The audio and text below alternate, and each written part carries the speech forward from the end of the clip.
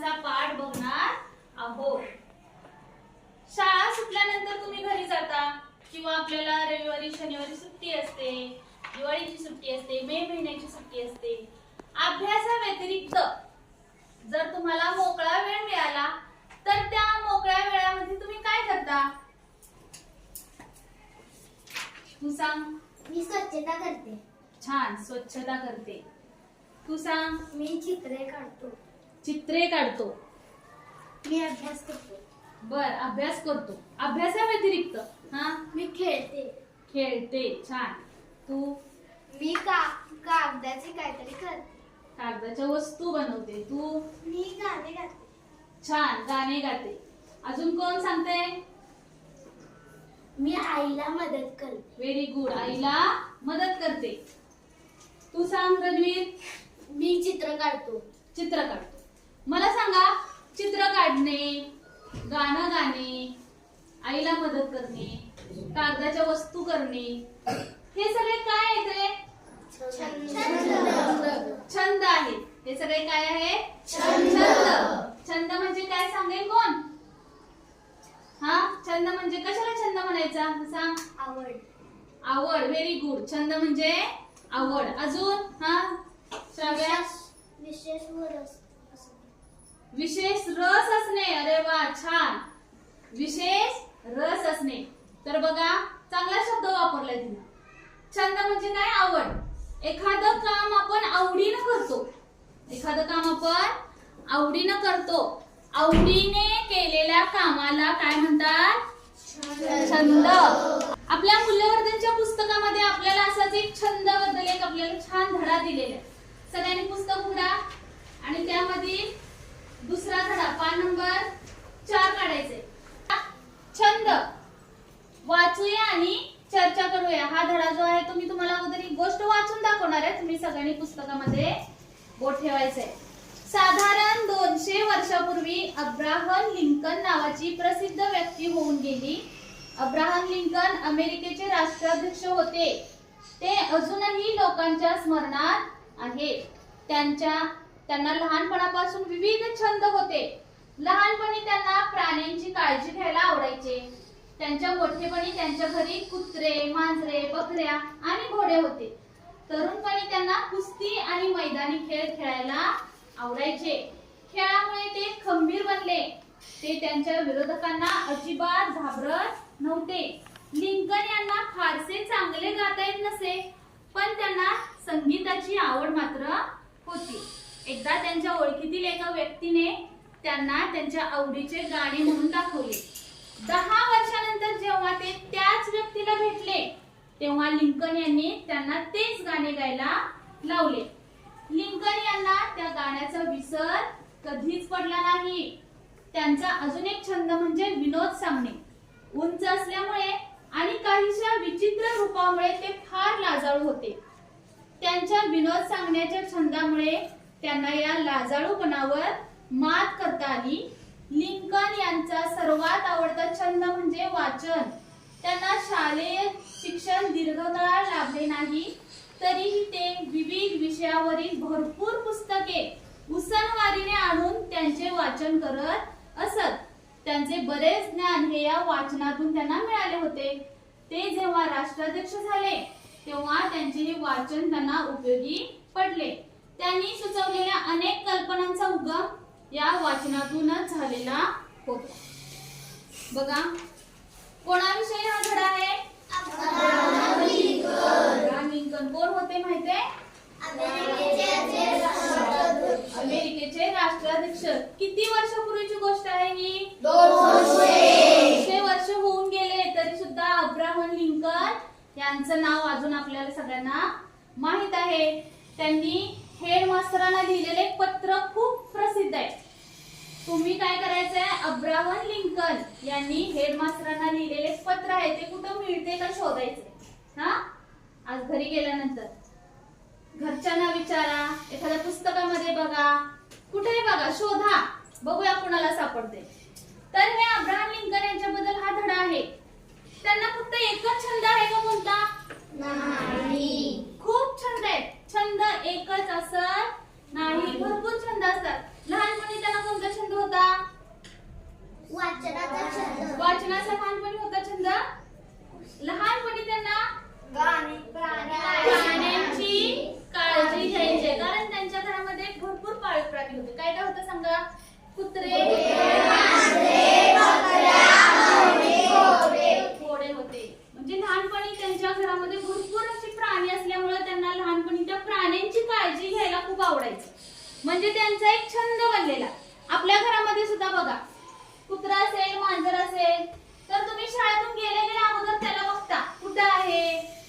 असते बघता की नाही, म्हणजे आपल्याला त्या प्राण्याविषयी लळा लागलेला असतो. तसं लहानपणी त्यांचा तो छंद होता. जेव्हा ते तरुण झाले तेव्हा त्यांना कुठला छंद लागला? कुस्ती आणि मैदानी खेळ. कुस्ती खेळायला आवडायला लागलं, म्हणजे त्यांचा छंद वेगळा झाला. आणि खेळामुळे ते काय झाले? खंबीर बनले. हारलो जिंकलो याच्या ते जास्त विचार करायचे त्यांनी बंद केलं, म्हणजे मन खणखर बनलं त्यांचं खेळामुळं.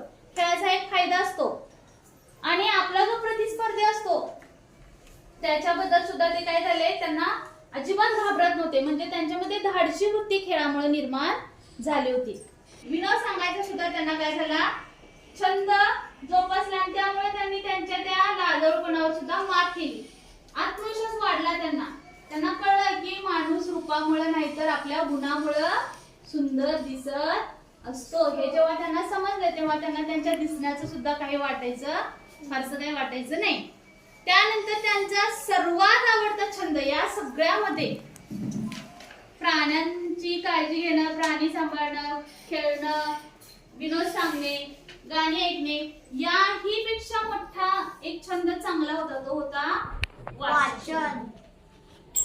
त्या छंदामुळे त्यांना शालेय शिक्षण दीर्घकाळ म्हणजे जास्त त्यांना शिक्षण घेता आलं नाही, पण जेवढे शिक्षण घेतलं त्यामध्ये त्यांनी भरपूर विषयावरील भरपूर पुस्तकांचं काय केलं? वाचन केलं. आणि त्यांचं हे जे वाचलेलं ज्ञान आहे हे ज्ञान त्यांना कुठं उपयोगी पडलं? जेव्हा ते राष्ट्राध्यक्ष झाले त्यावेळी त्या ज्ञानाचा त्यांनी काय केला? उपयोग केला. म्हणूनच त्यांनी सुचवलेल्या अनेक कल्पनांचा उगम हा त्यांच्या वाचनामधून झाला. म्हणजे छंद बघा, माणसाचं आयुष्य सुद्धा काय करू शकतात? बदलू शकतात. एखादा चांगला छंद असेल तर त्या छंदामधून आपलं आयुष्य सुद्धा घडू शकतं. तुम्हाला सुद्धा जे छंद आहे वाचनाचे, गायनाचे, चित्रकलेचे, तो छंद आपण काय केला पाहिजे? जोपासला पाहिजे आणि त्यामध्ये वाढ केली पाहिजे, प्रगती केली पाहिजे आणि तो छंद मनापासून केला पाहिजे.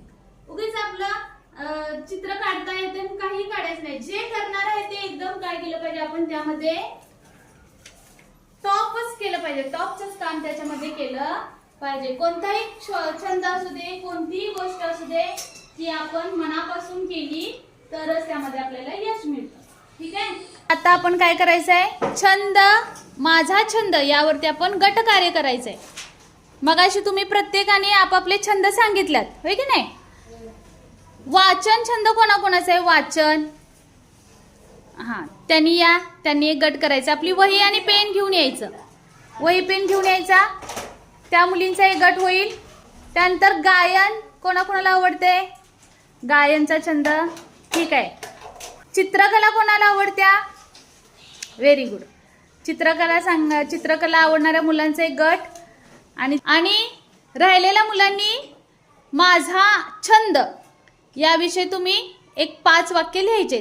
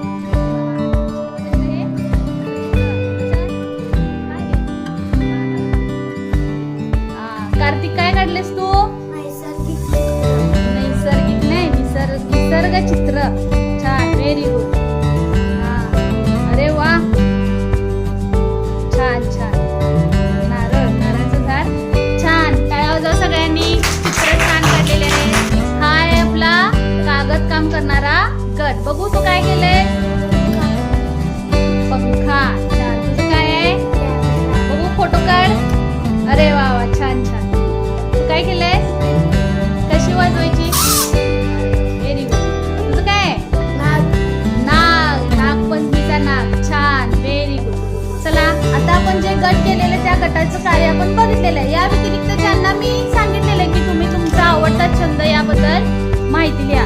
कोण वाचणार आहे? सांग, वाच बघू. शिक्षकांनी सांगितलेलं गृहपाठ पूर्ण करायला आवडते. मला वाचन करायला व नृत्य करायला आवडते. घरात आईला मदत करायला आवडते. घरात सांगितलेलं काम करायला आवडते. आता जो आपण आज पाठ बघितला माझा छंद, तर या छंदाचे महत्व काय आहे बरं? का छंद असावा आपल्याला? त्याच्यातून काय काय वेगळे शिकायला मिळते. छंदामुळे आपल्याला काहीतरी नवीन शिकायला मिळते. हा, तू सांग. छंदामुळे आपल्याला नवीन नवीन गोष्टी शिकायला मिळतात. ज्ञान मिळते. छान. अजून? हा, छंदामुळे आपले मन प्रसन्न होते. प्रसन्न होते. छंदामुळे आपली प्रगती होते. ठीक आहे. तर आता आपण तुमचे छंद बघितले. आज घरी गेल्यानंतर आपल्या आई वडिलांना, बहिणीला, आजी आजोबांना, त्यांना पण काहीतरी छंद असतील की नाही? तर त्यांना कोणते कोणते छंद आहेत याच्याविषयी तुम्ही काय करायचंय? माहिती जाणून घ्यायची आहे.